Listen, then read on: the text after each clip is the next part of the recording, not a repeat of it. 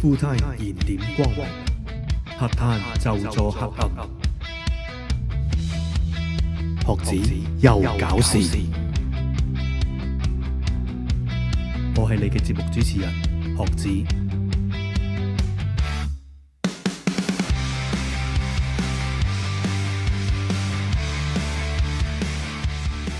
大家好，嚟到第4集嘅學子又搞事。今日咧就係有人物專訪，我請嚟咧我嘅朋友 Simon。我哋咧就識咗好耐噶啦。咁睇下嗱，Simon，你講兩句，你介紹下自己。你首先介紹下你自己。好，我介紹下自己先。我同阿學子都識咗差唔多有20年啦，係啦，係啊，有應該係16年嗰陣認識嘅。咁我就係從事平面設計行業啦，其實都有25年噶啦。咁咧就曾經做過一啲 in-house 嘅 toys packaging 啦，亦都轉型做咗 branding design，亦都最後再轉型去到做 wayfinding 啦，同埋 environmental graphics 嘅。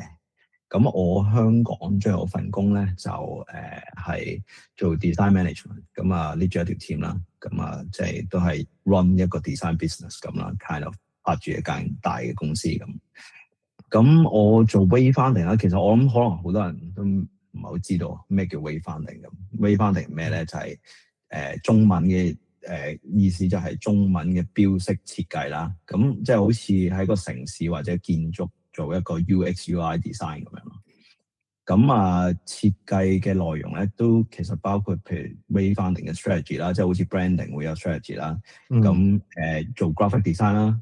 但係咧有一個唔同咧，就係再多啲人就係 product design。咁你要諗埋一啲立體嘅嘢啦，同埋諗埋空間嘅嘢啦。咁其實美國啊、英國啊、澳洲、日本咧，都其實做 wayfinding 呢一行都好成熟嘅。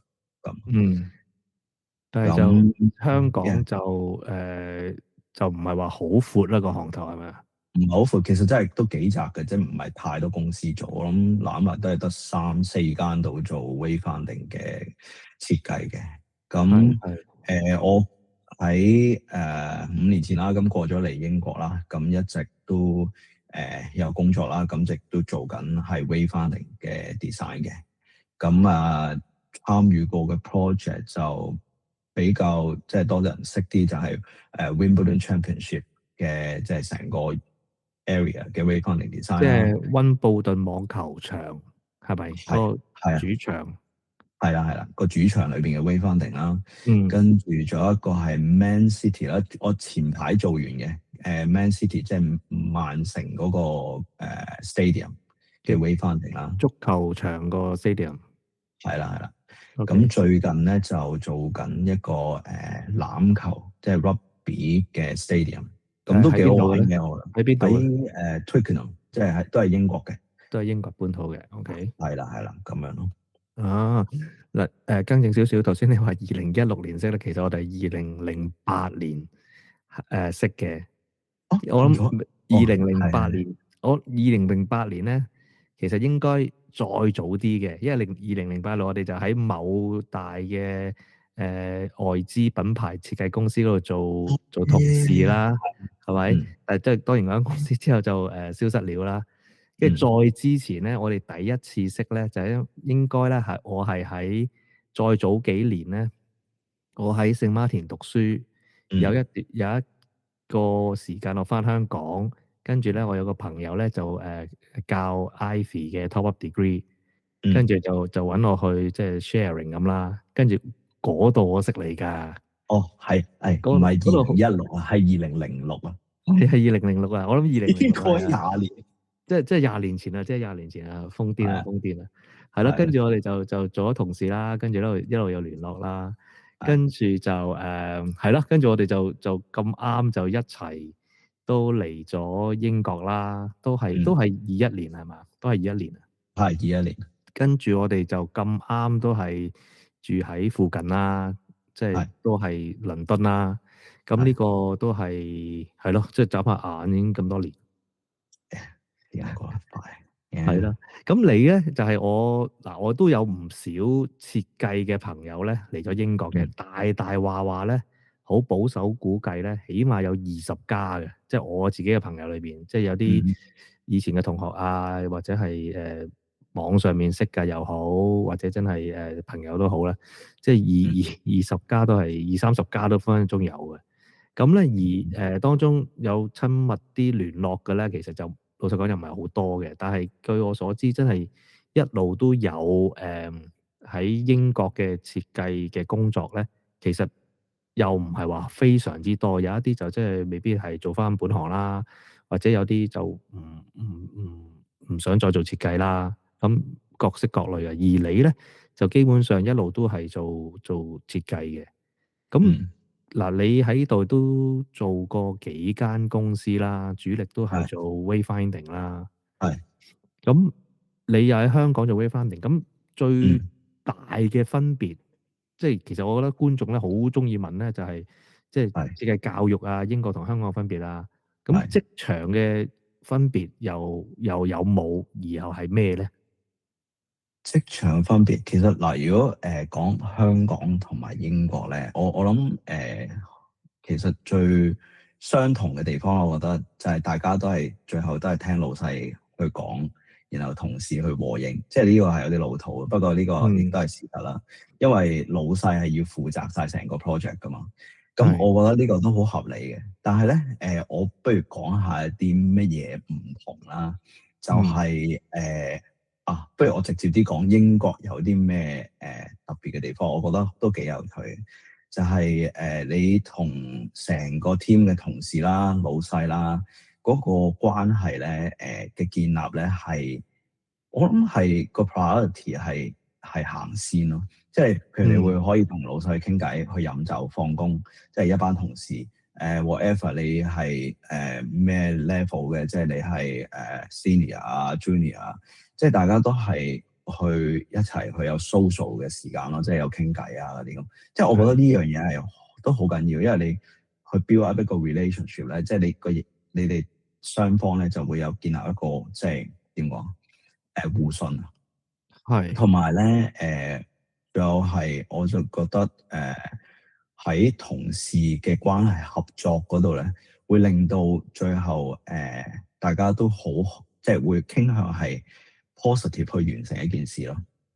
即係係，係啦，咁同埋我會覺得老細或者可能同事佢哋都會尊重你表達嘅意見咯。即係 whatever 你係咪可能講啲好對嘅嘢啊，或者可能講啲好有見地嘅嘢都好，即係大家都會肯聽咯。因為我記得有一次喺香港啦，嗰個分別我覺得我好記得喺係，香港去做一個 brainstorming 嘅時候，跟住你講即係我講一樣嘢，我記得老細話：你唔使講啦。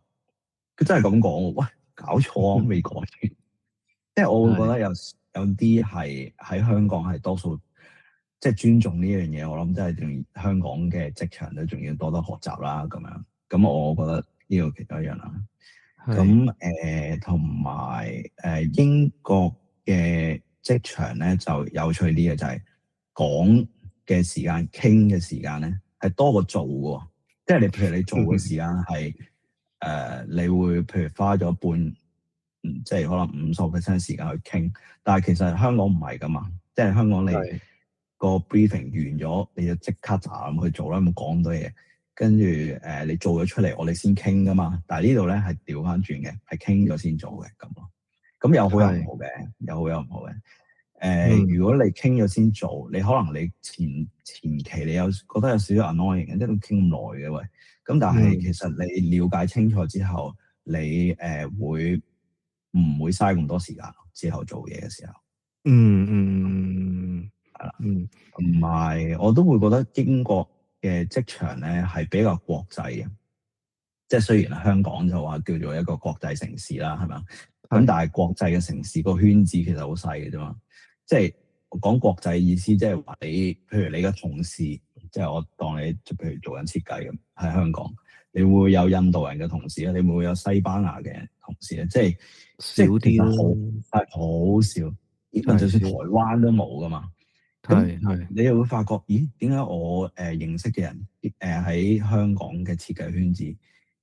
大部分都係即係同翻香港人去做嘢咁樣啦。係啊，同文同咁當然種咯，係啦。嗯，咁我覺得係有好處嘅，但係咧有一個唔好處咯，我就係覺得好似大家諗嘅方式其實比較接近啊，因為你都係同一個族，即係同一個同種人啊嘛。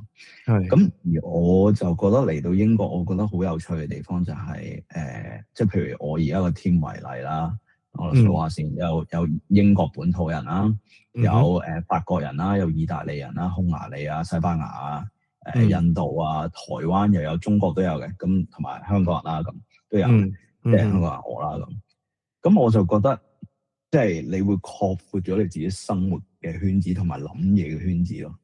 咁嗯我覺得其實係對我嚟講，我覺得係好有趣，同埋其實係有益嘅咁咯。係。咁啊，同埋冇 OT 咯，英國冇 OT，係必定唔會俾你 OT。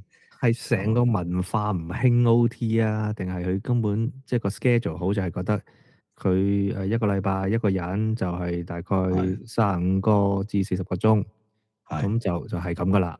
即係佢係，編排嘅工作都會係咁樣編法，定係點？係啦，我覺得嗰、個即係工作嘅allocation 啊，嗰啲 planning 咧，其實係比較 systematic 啲嘅。即係香港就唔係噶嘛，你有嘢就做噶啦。即係有少少佢唔會坑你。譬如話，哦，你要做一樣嘢，譬如你要做個 layout 咁，嗯咁個老細佢會 estimate 到大概你應該做3日咁樣啦。咁佢嗯就會俾3日時間你，咁你就喺嗰3日時間之後完成。當然有啲即係中途 interrupt 嘅 job 啦，咁但係其實佢係會 estimate 一個時間，而嗰個時間係合理。嗯如果個時間係當然有時，譬如有啲 urgent，實有 urgent 嘢㗎，咁但係係佢會 estimate 嗰個時間去揾 freelance 幫手咯。係啦，嗯。我覺得呢個係非常之好。香港你真係唔要揾 freelance，即係少啲咯。因為你喺香港做 designer，你就要食埋佢噶啦嘛，係係，即係人工包埋咁咯，好似你就係我 freelance 咯。係啦，fit 即係咯，自己做埋 freelance。喺英國我就覺得點解會你可以放工咧？正常時間放工係因為佢會請 freelance 咯，因為佢知道唔夠即係唔夠人做嘢嘅時候，佢會揾人噶嘛。係，咁即係佢有嗰個 buffer 咯。咁老實講，freelance 係錢啦。咁即係公司係佢哋會預咗有呢啲咁嘅情況，就有一啲資源去揾外援啊。咁係咁呢樣嘢都係大不同嘅。另外咧，之前你頭先啱啱開頭講嗰個講嘢啊，即係互相尊重嗰個文化咧，我覺得呢樣嘢咧係喺個根裏邊嘅。即係你發覺咧，呢度係好，譬如我哋成日都話啦，即係好多人都講過英國嘅文化就係，譬如你真係去排隊去買嘢食，即係你冇可能係唔等埋人哋去招呼咗前面嗰個客講晒啦，你之後你先可以到你噶嘛。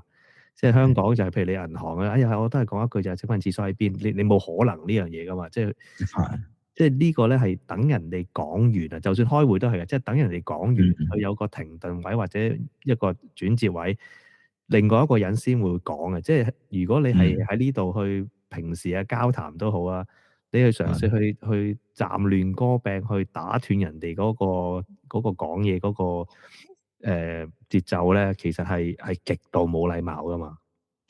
咁所以我覺得呢樣嘢喺佢哋個文化裏邊已經有，但係其實老實講呢樣嘢，我哋喺香港由細到大都有教嘅，但係就你發覺喺普遍上咧，又唔係咁盛行嘅喎。即係尤其喺個職場文化裏邊，即係當個老細係有權力啊，或者個老師係有權力嘅時候咧，就更加即係我哋個文化就會嗰啲人就會行使嗰種權力咯。至於即係嗰個 OT 嘅情況，我都覺得係嘅。即係我都做過唔同嘅學校啊，或者唔同嘅公司啦，唔同嘅 freelance 啦。即係我好記得有一次係有間公司，即係總之6點鐘放工咁啦。咁我就啲嘢執埋就做到成6點2，而個老細係問我：喂，6點2咯喎，你仲唔走？即係佢哋係會咁樣，係個老細喎，suppose 係去出糧俾你嗰個人喎。咁喺香港嘅情況，梗係話超級 welcome 啦，即係你即係個員工即係盡取盡勝，咁個老細特別咩啦？但係呢度就真係佢哋會有少少話唔會做壞個規矩啊。Even 咧，你發覺咧，你 day off 咧，即係大家都係鼓勵或者大家都有個默契，就話係唔覆 message 唔覆 email 噶嘛。哦，係啊，係啊，係啊，呢樣嘢唔會咧，真係唔會嘅喎，即係大家都會知道，即係大家係咪話驚做爛事咧？咁我又唔知道，總之大家就係唔會咯，就係咁咯。係啊，放咗假真係唔會咯。係因為佢哋放咗假，佢放假嗰陣咧就係放假。其實我覺得呢個都係一個即係 respect 人哋。喂，當你放假嘅時候，你都唔想人哋 interrupt 你噶嘛？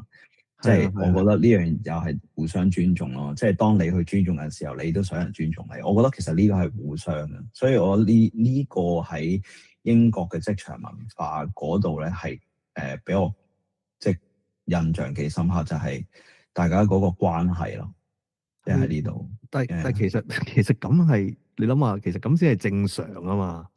係人類嚟噶嘛，我哋即係所以啲人成日都話喂，你即係香港人，我哋即係有種奴性啊！但係點解我哋會有種奴性咧？就係因為成個體制、成個社會、成個文化 system 都係要求我哋要有嗰種服從性啊。縱使咧，即係你跳翻出嚟，你睇回望翻，你發覺喂唔係好人性喎。但係就係咁咯。係即係其實有喺香港嘅時候，即係都成日聽到咩你大家要做啲譬如可能去 design 一啲人性化嘅嘢，或者可能建立一套人性化嘅系統。咁你即係相反，你而家講緊而家係冇人性咯。係什麼以人為本？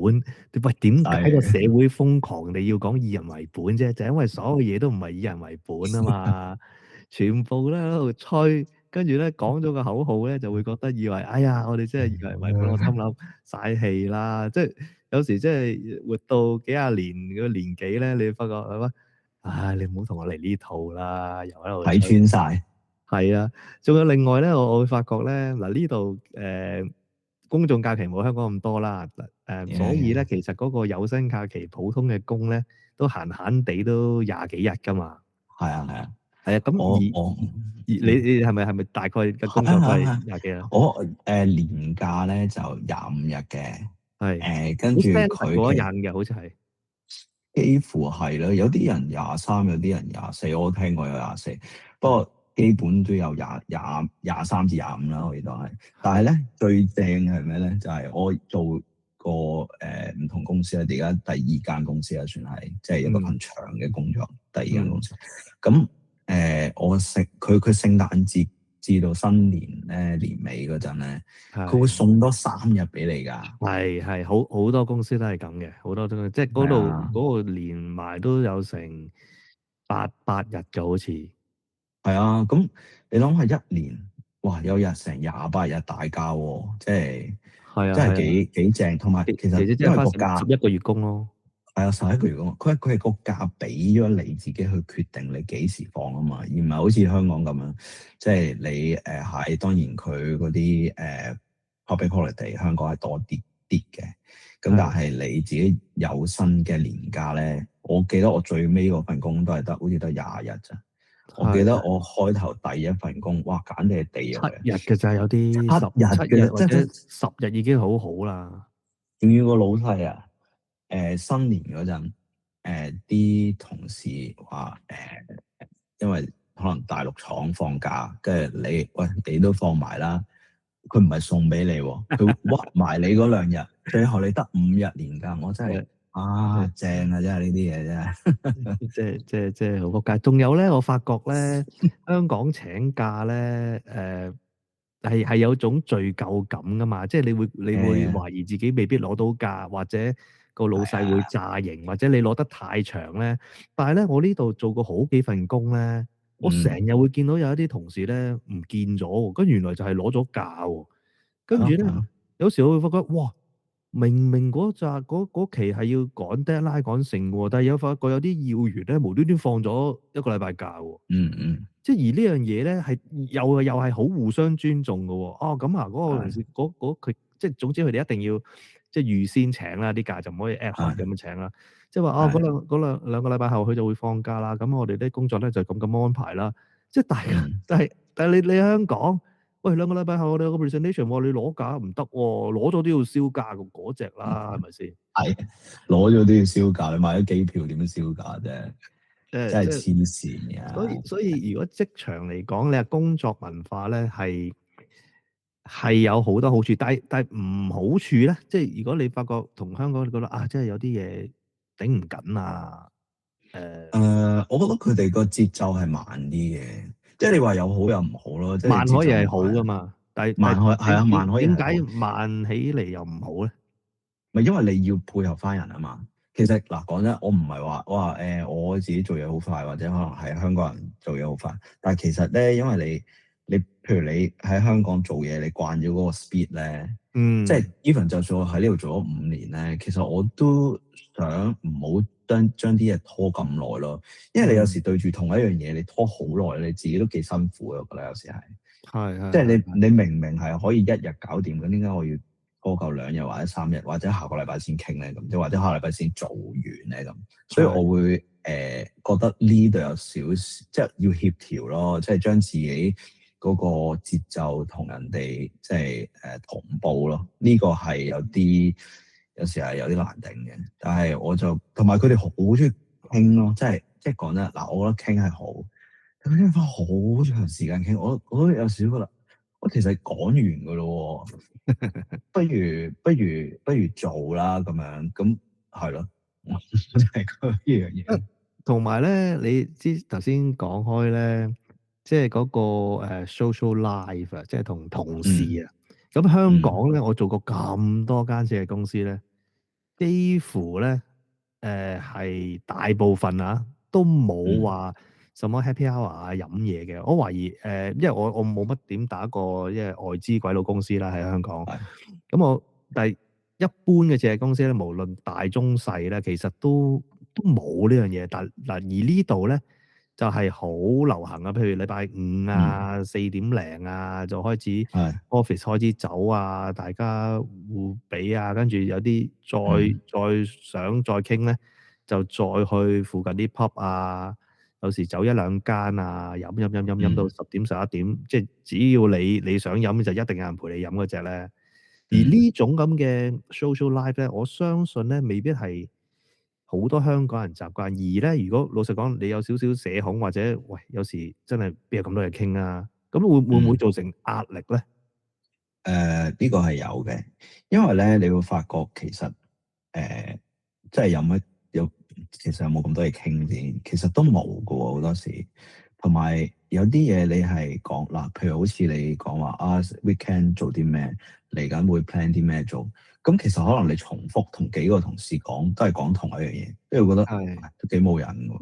同埋我可以講話喺酒吧咧傾偈咧，其實你真係有時聽唔到你講咩嘅，因為好嘈啊，即係咧要好大聲、好用力咁樣，跟住你講嘢。但係我覺得喺英國或者係歐洲嘅人，其實佢哋已經習慣咗呢種生活嘅方式。佢哋飲嘢傾偈已經係一個已經係一個平常即係日常會做嘅事咯。咁我就會覺得即係呢樣嘢，我覺得都係要適應嘅。雖然我嚟咗5年咧，其實我都要繼續適應咯。即係話不過我又覺得呢度又好有趣，佢唔係個個同事一齊晏晝一齊出去食飯咯。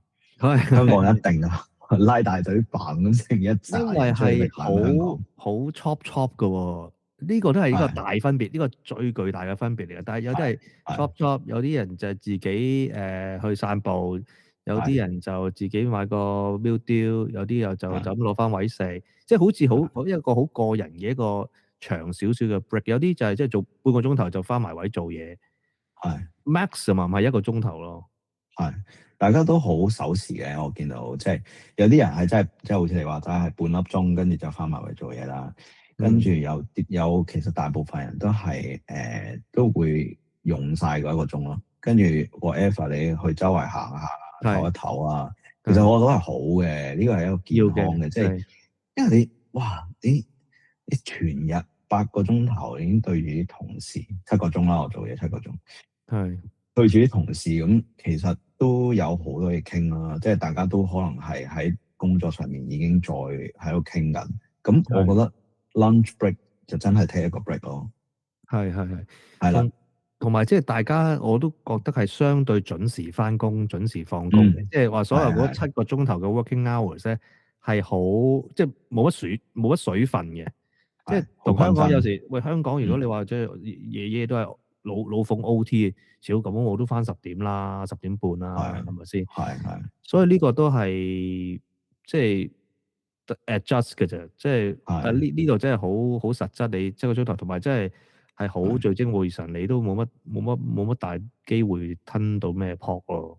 係啊，其實前排公司有一個問卷咧，即係因為嚟緊會做 appraisal 嘛。嗯，咁啊，有個問卷我覺得幾得意，佢問條問題：公司俾唔俾到 work-life balance？啲員工佢覺得，即係佢係問呢個問題。咁我覺得你要問呢條問題都幾得意喎，即係我話有同埋冇咁樣。但係其實我覺得 in general 所有人都會答有嘅，因為大家都係唔需要 OT，大家唔需要扯到冇命啊嗰啲咁咯。因為係係唔知你記唔記得啦，以前我咪同你喺間公司度做嘢，我係記得有一晚 OT，對面坐咗個同事，佢係年資高過我嘅，咁嗰陣佢係 senior，我 junior 嘅啫。嗯，跟住佢就話：唉，你而家啲後生唔捱得嘅，大佬嗰陣1點嘅咯喎，我都正常人都覺得有少少攰啦，係咪啊？仲要差唔多日日都係咁，因為我覺得哇，你咪癲㗎！喂，我唔捱得，我唔想捱到死咋。黐線啊！香港都我有次喺一間都享負盛名嘅設計公司度做啦。咁嗰陣時，咁我嗰陣時都 senior 嚟㗎啦。跟住9點鐘放工啊，夜晚俾人話早啊，黐線！跟住咧，我仲好記得嗰個 studio 咧都冇窗㗎，即係你出邊天黑你都唔知㗎。我心諗呢度即係死啊！即係同埋呢度咧，我好想講嘅就係，即係有做過幾間公司啦，無論學校又好係咩都好啦，個環境係非常之美麗嘅。即係係係係係真係設計公司，你唔好理出嚟嗰嚿設計係咪真係好好啊？但係起碼咧嗰個成個環境 interior 啊，無論坐張凳啊、台啊，所有嘢成個裝修啊、陽光啊，都係好好嘅。咁呢係個呢個我覺得都係其中一個大不同嚟嘅，嘅係咯。咁講啦，有冇好掛住香港咧？過咗呢5年喺就嚟5年啦，喺英國嘅生活，掛住香港做嘢啊，定話掛住香港啲做嘢又位？好，其他嘢又好，我諗除咗掛住你屋企人之外，其他都冇乜特別話好掛住嘅。因為我會覺得而家嚟到英國咧，即係如果你話要香港嘢，其實好多香港人嚟到呢度啦，其實已經 build up 咗一個幾好嘅 community 啦。即係嗯，即係你話要食啊嗰啲，其實英國都會有嘅，even 自己煮都可以，即係睇下 YouTube 都煮得到。咁係但係你話香港嘅工作啦，我其實真係完全唔係好向往咯。除咗即係佢係交少啲稅之外，即嗯係因為我覺得如果係真係喺香港做嘢咧，你即係我唔知啊，我自己會 compare。如果喺英國嘅話，我會覺得英國係你會覺得工作只係你生活嘅一部分嚟嘅啫，咁唔係你係嘅全部嘅咁咯。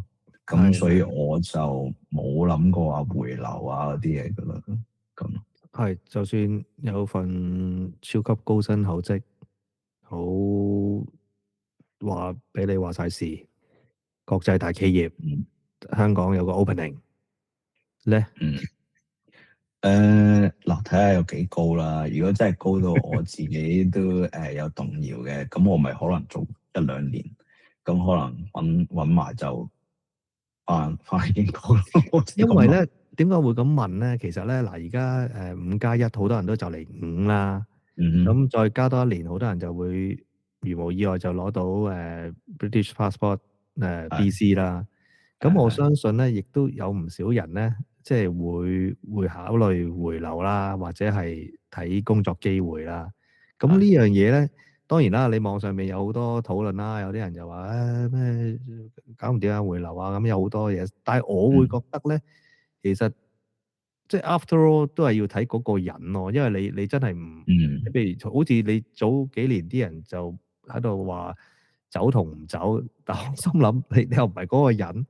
咁又大把因素去決定啊嘛，即係你唔係話，我哋係好憎個政權啊咩成日就走咁樣，其實真係唔係好多人，即係你可以咁瀟灑咯，因為畢竟你考慮嘅嘢好多咯。而同樣你話回流回唔流，我都覺得真係好睇咩嘅，即係如果你話真係有一啲好敏感嘅政治嗰啲有危險嘅翻去，咁佢當然即係唔可以考慮翻去啦。但係亦都有好多人係可能有呢個咁嘅選擇㗎嘛，咁所以我又會覺得咩咯？就算我會覺得，就算話所謂唔返香港，其他地方其他地方咧，譬如即係新加坡啊、台灣啊、其實我 even 諗大陸過啊，其他地方其實有諗過新加坡嘅，因為我見到新加坡其實都有幾間幾好嘅公司。我覺得如果我有機會，因為佢英國都有分公司嘅，咁如果我有機會可以即係好似喺香港呢翻一條 team 咁，其實都我覺得幾好。其實我都有啲 enjoy 做呢個 design business 嘅，因為其實有時你唔係淨係即係你嘅 design 你可以去 drive 到人哋會個客會 buy 到你嘅 design 啦，但係其實 design 唔係真係話你做完個 design 就成件事又完噶嘛，你要去 manage 好似譬如呢度咁啦，佢好精準，唔係即係比較精準啦，去諗個 manning schedule，咩人做咩，做幾多個鐘頭，點樣去 run。你成個 business 每個月要收到幾多錢，然後你要點樣標個客？咁其實我覺得呢個 business 都幾好玩嘅，即係如果玩得到嘅時候。咁但係喺英國其實因為我始終都係嚟咗幾年咧，咁我覺得都係比較難去做到，同埋即係你要係真係好 local 咯，即係你好 native，其實你先可以去到做到即係更高嘅 level 咯。咁但係如果你話喺英國咧，其實我係點講？我叫做係習慣咗，或者可能係settle 咗喺呢度嘅生活方式同節奏咯。起碼都 settle 咗8-9成噶啦，我都覺得自己。咁所以你話去第二度，唔知有澳洲啊？澳洲我都見到有啲幾好公司嘅，即係而家澳洲嘅發展都係幾多嘅。個地方即係咯咁咯。不過我諗正如你頭先所講啦，即係喺英國嘅整體嘅工作環境又好，學習環境又好，都係真國際化咯。即係無論你有時接觸嘅同事啦，同埋接觸嘅 job 啊，即係你都發覺係有中東嘅，有本土嘅，有其他歐洲城市嘅，有亞洲嘅，即係我都涉及過有一啲工作就係亞洲嘅咯。即係嗰啲亞洲嗰啲大公司咧，佢哋係會嚟即係倫敦啊或者西方呢啲地方咧揾一啲好嘅公司去做嘅，即係當佢哋有 budget 嘅時候。咁所以喺而家呢個世界其實根本就好全球化咯呢樣嘢。咁所以我覺得之後都可以去諗其他地方係。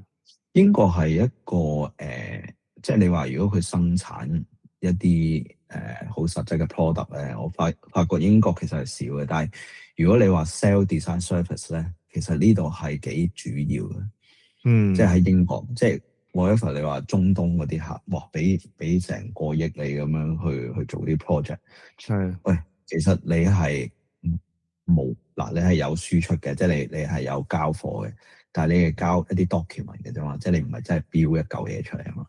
咁但係我哋做所有嘢都係做緊最前期嗰個 design thinking 啊、strategy 啊，跟住所有咩 engineering 啊嗰啲，但係所有都係一啲 service 嚟噶嘛，即係我哋唔係真係賣一嚿嘢，賣出去㗎嘛。係咁但係賣到係一個 service 咯。咁我覺得呢樣嘢其實英國都幾鮮明嘅，我即係呢幾年睇到就係。好啦，咁我講職場啊，英國香港嘅文化差異就講到呢度啦。咁之後咧，我有一啲嘅題目，我就 set 咗咧，我就諗住咧，凡親我每訪問嘅人咧，我都想去答呢啲問題嘅。咁我就希望咧做到一個好似一個 series 咧，等唔同人答同樣嘅問題，會有啲咩出咗嚟咧？咁我而家就問你啦，大概係有10題嘅。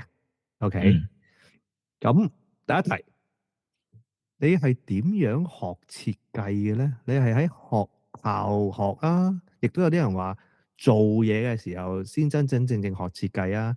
咁嗯喺或者係其他情況，或者你空閒嘅時間，或者你有其他經歷，咁對你嚟講，你嘅學設計嘅經驗係點樣嘅？ OK。學設計咁，我講下我學校啦，即係學校、職場同埋其他方面都有嘅。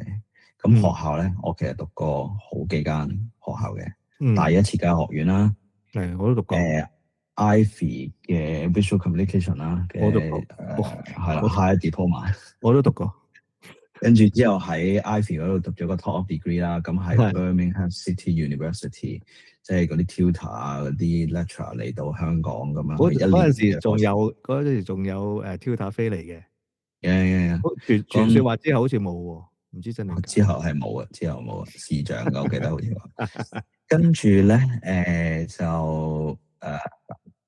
有機會去咗London College of Communication，一個 就讀個 master，master 嘅 係 graphic design 啦。咁係如果你話學校咧，就喺呢幾個學校度學。咁學到職場嘢嘅，學到嘢學到嘅，嘢嘅，學到嘢，even 就算大一都學到嘅，即係咩咧？學到係啲咩咧？咩都學到。我覺得首先係學到 graphic design 嘅入門咯，即係你佢嗰陣係教啲好 basic 嘅嘢㗎。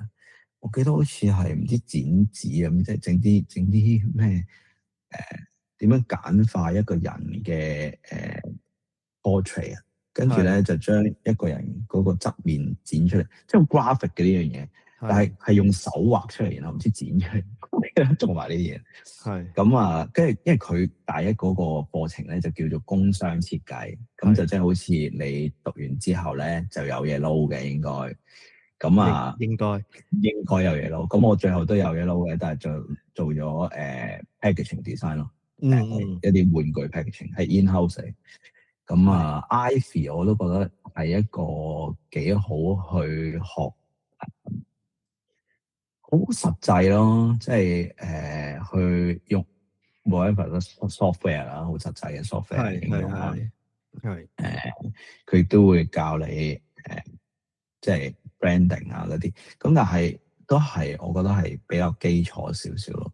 嗯哼去到 top up degree，我覺得就係一個對我嚟講都幾大嘅轉捩點嚟嘅，因為嗰個咧係英國大學嘅tutor 過嚟啊嘛，即係佢嗰啲 lecturer 過嚟。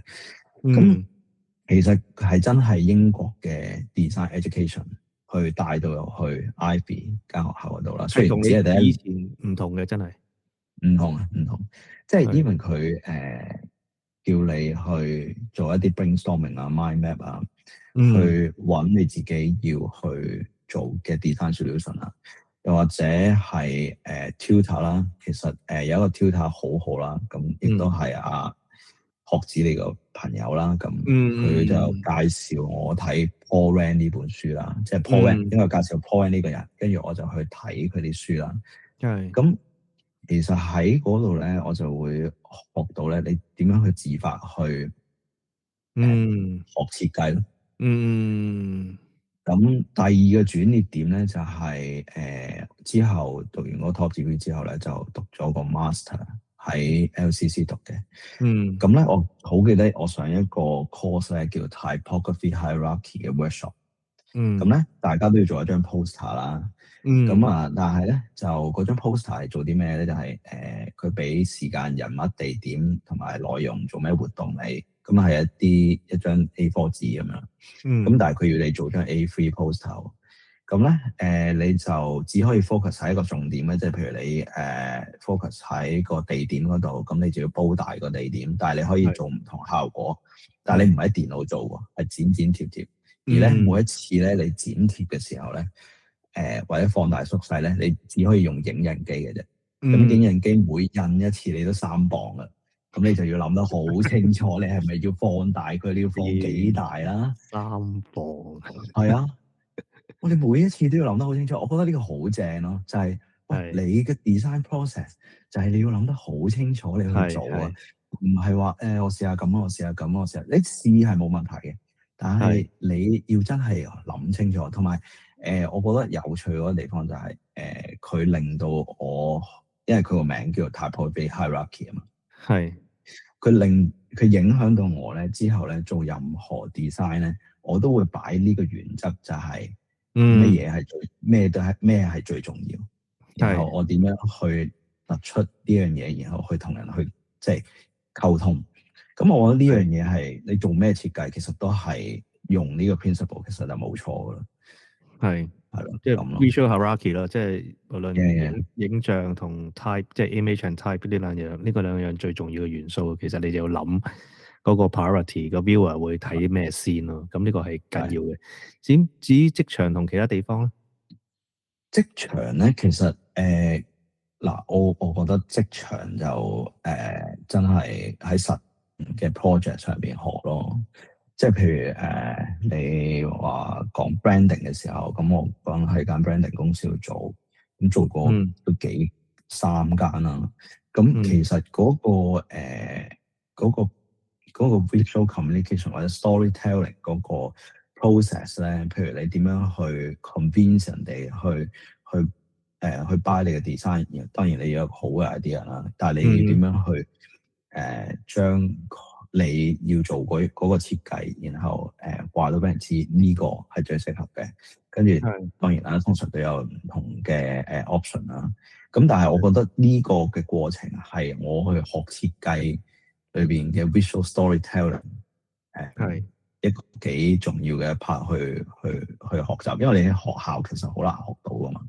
因為學校可能會教你啲好基本嘅嘢，即係譬如教你 typography，即係啱啱講過 hierarchy 啊 ，visual hierarchy 啊，又或者可能係教你呢一啲 software 嘅 skills 啊，咁。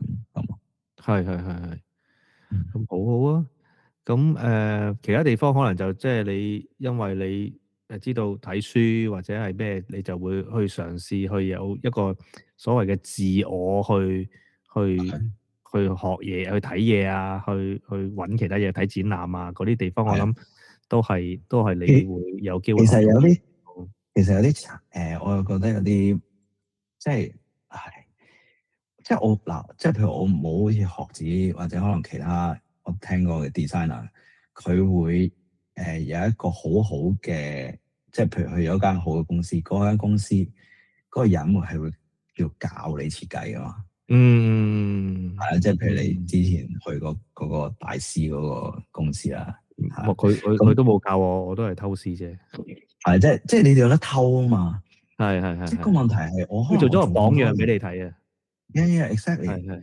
但係我就係我發覺我可能我做咗咁多年，我係其中去過，我覺得比較即係印象深刻啲就係去 Pentagram 嗰度，即係喺英國 Pentagram 做過freelance。我都係第一次見，哇！原來你可以咁樣去睇一個 logo 題，然後佢教我點樣去即係你唔好淨係睇嗰個即係齋睇嗰個 kerning 啊 balance 啊嗰啲，你可以調轉去睇，再 adjust 嗰個 balance。咁呢嘢我未聽過或者唔知道，但係佢哋即係一啲譬如傳統嘅設計公司同埋一啲好好嘅設計公司，佢有啲好勁嘅人，咁你咪學到嘢咯。咁呢個係緊要嘅，呢個係緊要。不過就每一個際遇都會唔同啦，所以我成日都去鼓勵所有人啦，去睇翻個歷史啊！即係其實你經過歷史咧，你就可以遇到好多超級勁嘅人啊！即係睇佢啲書啊，睇啲 documentary 啊，睇啲作品啊，睇個背景呢樣嘢亦都係學到咯。好啦，第二條問題啦，喺職業生涯裏邊咧，你最難忘嘅一件事。係咪淨係講得一件嘅？一件，因為我唔想一件太長，成個 section 我唔想太長。啊，一件其實一件就好都 OK 啦，好啦，我講一件啦。咁有一件最難忘嘅事咧，就係我曾經喺一間 branding 設計公司咧嗰度做 brand design 啦。咁我記得嗰晚通頂啦，跟住病到喺狂喺度咳咯，咳到嘔血啦，即係唔係真係嘔血嘅，損咗啦喉嚨。咁咧，我想咁即係有快啲真有血喎，真係。真有血嗱，可能咳係咁咳，你咳到喉嚨損咗咁出血都唔出奇嘅。係跟住我想快啲做晒佢啦，咁但係頂唔順，真係出血。跟住之後我同阿 director 講，我話：喂，我真係好頂唔順，我咪走啊。跟住我話我咳到出血咁，跟住佢同我講係咩？跟住咧佢自己行翻埋個位嗰度，跟住咧佢都冇講過任何嘢。跟住我冇人性。冇人性。跟住我繼續做咯，跟住繼續做到第二朝，跟住我已經個人 wing 下 wing 下，咁咪翻屋企咯。咁即係冇，我覺得呢件事我諗成日講成晒嘅呢件事就係，喂，你到今時呢一刻都仲喺活着，都係一個大嘅恩典嚟，我真係。好啦，第三條，有咩對設計學生同埋或者年輕嘅設計師有咩建議咧？如果你做咗咁多年啦，即係未必話係你一個前輩啦咁啦，總之你覺得啊，你有咩建議俾佢哋咧？我覺得最好嘅嘢就係即係學好英文咯。我覺得掌握到英文嘅思考同溝通嘅能力咧，其實你就可以同全世界人去交流咯。因為其實呢個世界都係即係以英文為主導，而設計更加係啦。係。咁亦都你睇書嘅時候，你可以睇一手嘅書，即係你唔睇翻譯嘅書咯。我覺得。係。因為你諗下，即係如果香港啦，真係一個國際城市，你更加要咁做啦。咁即係學好英文。第二個兩個建議咧，第二個建議就係，我覺得唔需要追求咧，即係嗰啲咩自己嗰啲咩設計風格嘅。即係我覺得呢樣嘢其實有少少，其實唔係啱設計師去做嘅。即係你可以嘅，但係其實除非你係咩啦，你係藝術家啦，你咪追求自己風格咯，因為人哋唔 buy 你嘅嘢啊嘛。咁但係如果你諗下啦，即係如果你有好有強烈自己風格嘅，即係for example啦，即係你咩嘢，你做咩設計，你都將嗰啲即係譬如排版咁啦，你將啲字拱晒佢個 edge 冇 margin 嘅，你都係一個風格嚟嘅。咁但係你個個 project 都係咁樣嘅話，你定咗你個人風格，咁你個個 project 都係一樣咯。係啊，即係你有好強烈嘅個人風格，你咪一樣咯，個個 project 咁咯。係。咁呢個真係啊，即係上一集我都有大概都係講呢啲嘢啦，咩為之好設計啦。咁係嘅，即係我覺得即係啦，即係而家呢個世代有好多時都係會走去啊，即係我會覺得係未學行先學走地，咩都未識，基本嘅都未識，就話要建立自己什麼個人風格。咁呢樣嘢我都覺得係即係幾戇居嘅。好，咁咧第二個問題啦，招聘嘅時候咧，你點樣去選擇設計師嘅咧？嗱，你都請過人啦，即係之前，咁你通常你最重要嘅，你揀設計師，你覺得最重要係咩？因為未見到人之前咧，就見到呢個 profile 噶嘛。咁我覺得好簡單，就係你，因為你係見一份平面設計師或者 whatever 你即 graphic designer 嘅工作啦，咁你排版嘅能力啦，你嘅你嗰個portfolio 裏邊嗰個 presentation 嗰個能力啦，咁係最緊要咯。即係我覺得呢一關你都過唔到，你都唔使見啦。即係話佢點樣講？個 project 係乜嘢嘢？個問題係咩？佢嘅解決方法係咩？跟住佢又係用點樣嘅形式去呈現喺嗰個 PDF 或者嗰個website whatever 嘅地方，去點去講呢件事係咪？係啦。咁咯。咁第二個關見到個人咧，見到個人咧。你見到個人嘅時候咧，即係你我諗溝通嘅方式咯，即係譬如佢會唔會係即係可能要好長篇大論去講佢嗰個 project 嘅？點解話其實佢 show 個 project 嘅時候，我已經見到你嘅 idea 係用 visual 去 communication，係多過你講好多嘢去解釋你個 project 咯。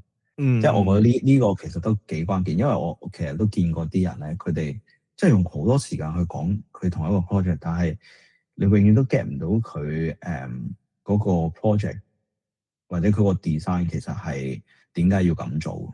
係即係講完都唔係好明。係啦，而因為我哋係 designer 嚟噶嘛，即係我哋 visual communication 啊嘛。咁我哋用畫面或者可能去用個設計去 tell story，多過你可能講好多嘢咁樣。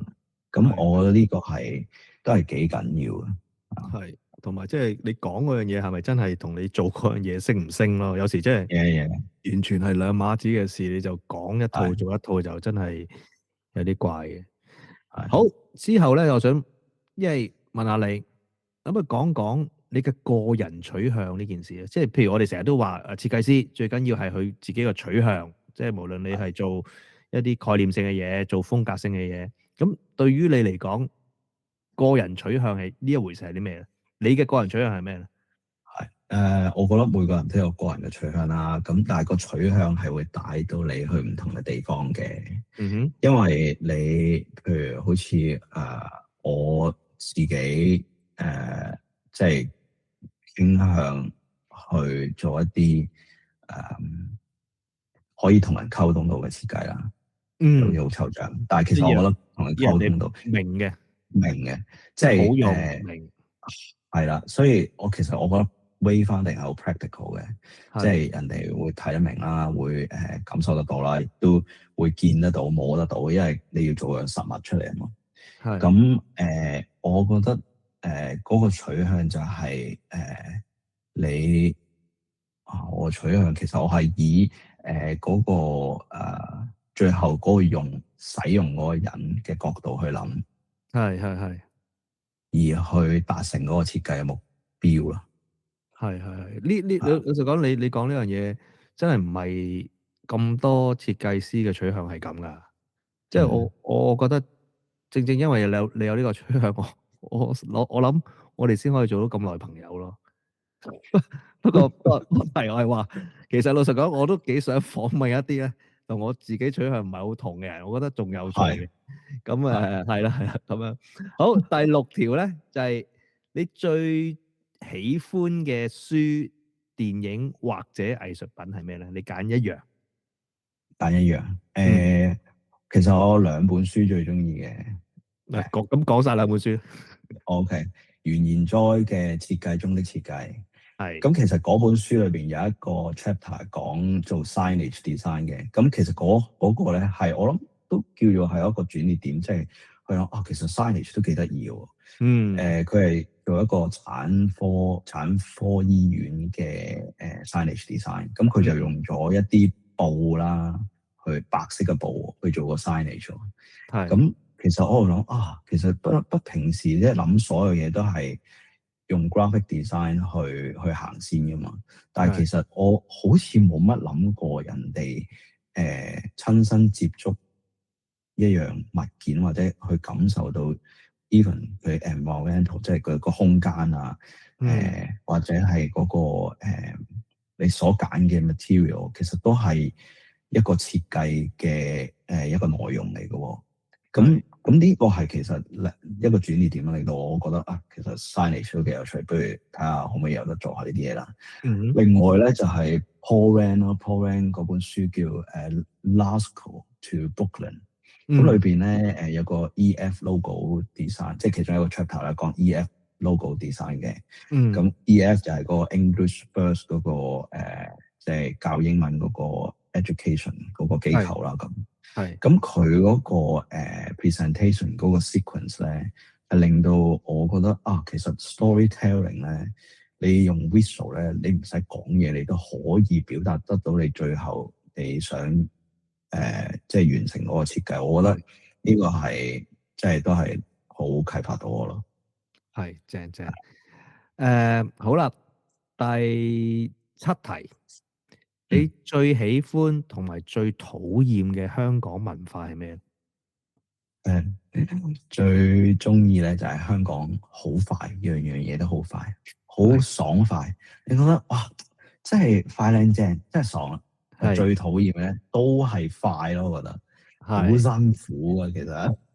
係，即係尤其即係你被服侍嘅時候，咁好有效率，當然好開心啦。但係當你服侍人 Exactly，嘅時候，你就俾人要求要超級快咧，咁真係慘 exactly，咯。咁呢係樣嘢同 apply 喺英國都係嘅，即係你話啲人做嘢慢，但係當你係即係嗰個服務提供者，你就有好多時間、好多空間去俾你做，或者你追求質素，你就會有個多少少嘅時間去攆嗰嚿嘢咯。咁呢樣嘢真係〜係咯，即係雙刃劍，即係針，即係冇兩頭利咯。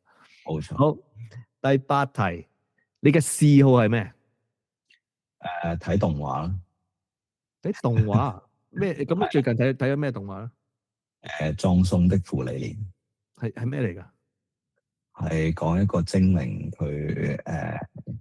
佢條命好長啦，但係佢係一個魔法師啦，佢同唔同嘅隊友有啲經歷啦，但係嗰啲隊友其實佢哋條命好短嘅啫嘛，最多你咪100歲命。